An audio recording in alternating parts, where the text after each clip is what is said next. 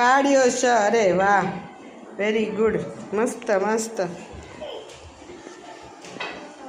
શ રૂ ક્ષ ત્ર ન અને રૂ બધા બાળકોએ ફૂલથી પોતાની રીતે બનાવ્યું છે. વેરી ગુડ, સરસ.